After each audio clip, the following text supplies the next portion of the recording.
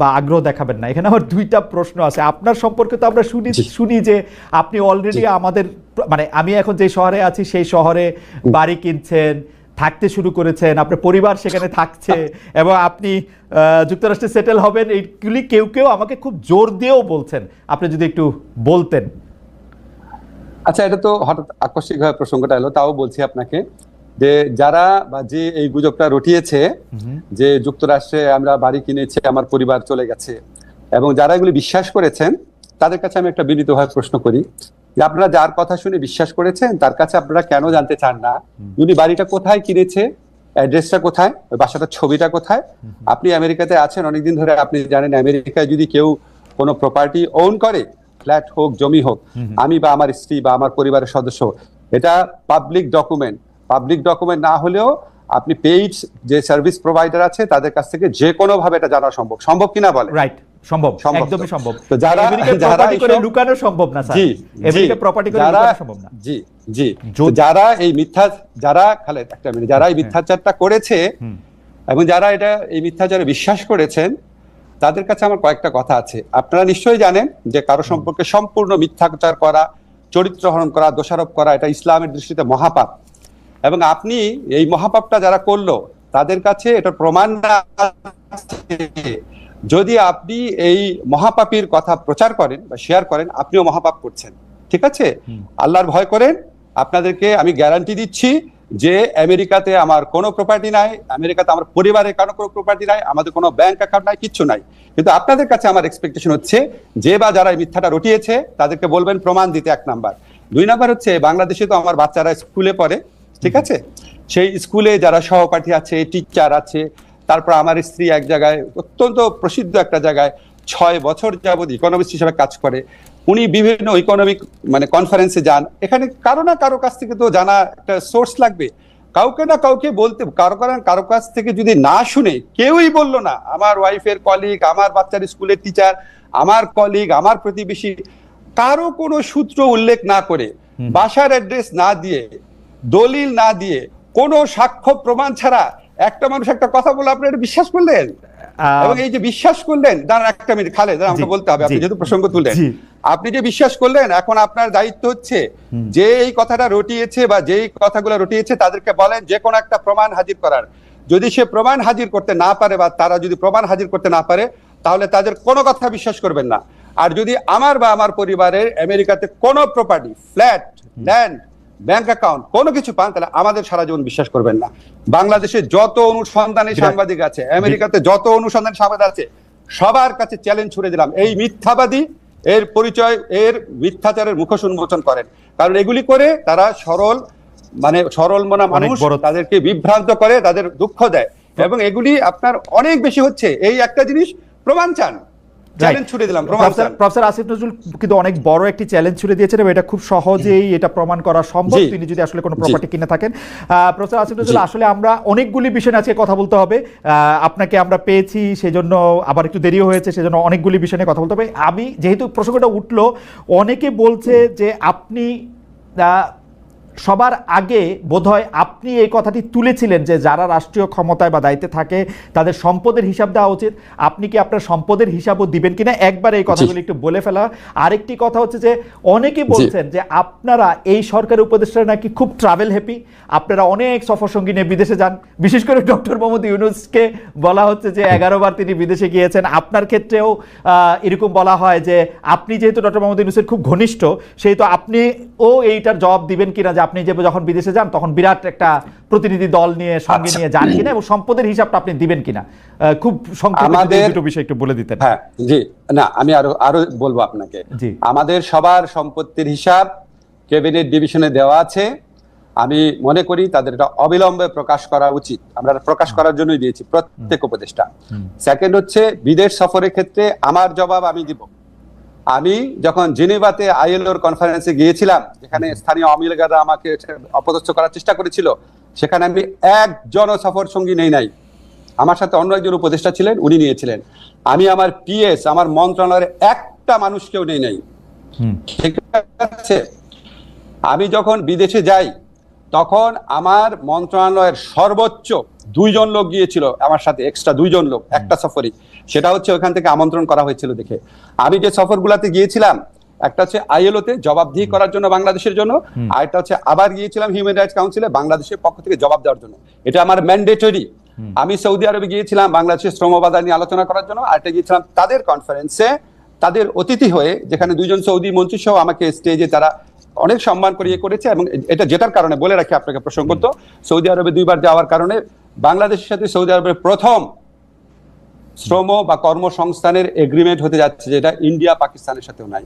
আর আমি গিয়েছিলাম মালয়েশিয়াতে, সেখানে আমার সফরসঙ্গী ছিল একজন, সেখানে সফরসঙ্গী ছিল দুইজন, মালয়েশিয়াতে 2 জন, সর্বোচ্চ 2 জন, এবং কোন কোন ক্ষেত্রে আমার কোনো সফরসঙ্গী ছিল না। তার মানে আপনি আগে থেকে বলছেন সেটি আপনি পালন করছেন। আপনি যদি অবশ্যই পরিষ্কার করে বললেন যে এটা আসলে ক্যাবিনেটে দেয়া আছে এবং এটা পাবলিক করা হবে যে কোনো সময়, রাইট?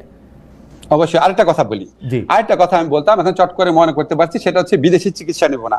আমাদের কেউ বিদেশি চিকিৎসা নেয় নাই।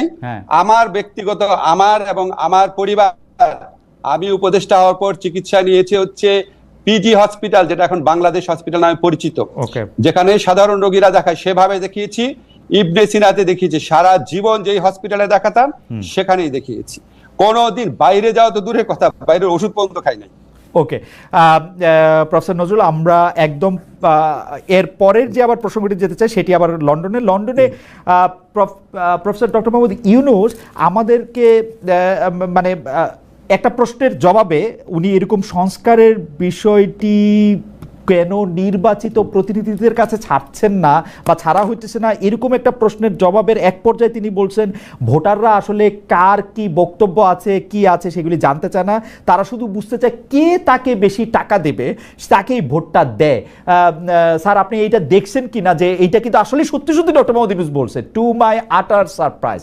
আপনার মন্তব্য একটু শুনতে চাই।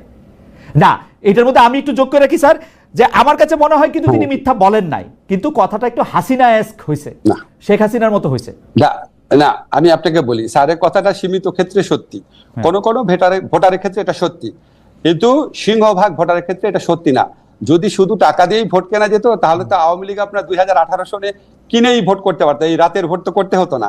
যদি টাকা দিয়েই ভোট করা যেত, তাহলে তো 2014 আর 2024 এই নির্বাচনী নাটক আওয়ামী লীগকে করতে হতো না, কারণ কে না জানে সবচেয়ে বেশি টাকা আওয়ামী লীগের হাতে আছে।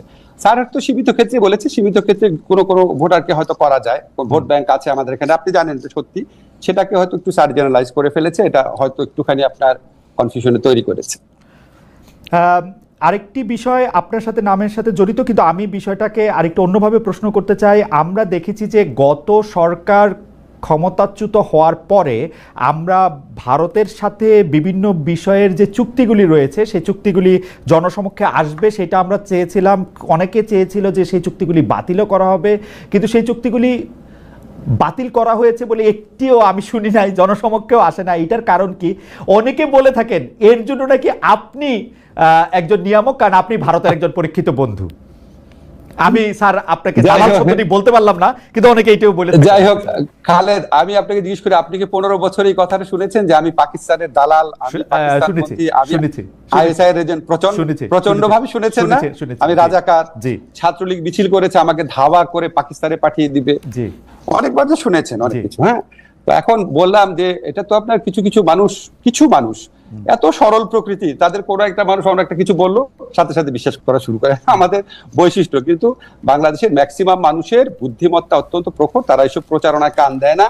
আপনার নিশ্চয়ই মনে আছে, আমি ক্ষমতাসীন হওয়ার পর আমাদের এই সরকার দায়িত্বে আসার পর, আমার দায়িত্বে আসার পর ভারতীয় পত্রপত্রিকায় বরং আমাকে নিয়ে অপপ্রচার করা হয়েছে, যে লস্করে তৈয়বার জিনিসটা সম্পূর্ণ অপপ্রচার, কি জঘন্য অপপ্রচার করা হয়েছে। যে বিষয়টি আমার মাধ্যমে আপনার কাছে উপস্থাপিত করতে বলেছেন সেই দুটি বিষয় আগে একটু বলে রাখি। 43তম BCS এর পাস করার পরও তাদের গেজেট নোটিফিকেশন কেন হয় নাই সেটি আপনার একটু আমলে আছে কিনা এবং সেটি নিয়ে আপনি কোনো কিছু করছেন কিনা সেই ব্যাপারে তারা একটু জানতে চেয়েছেন।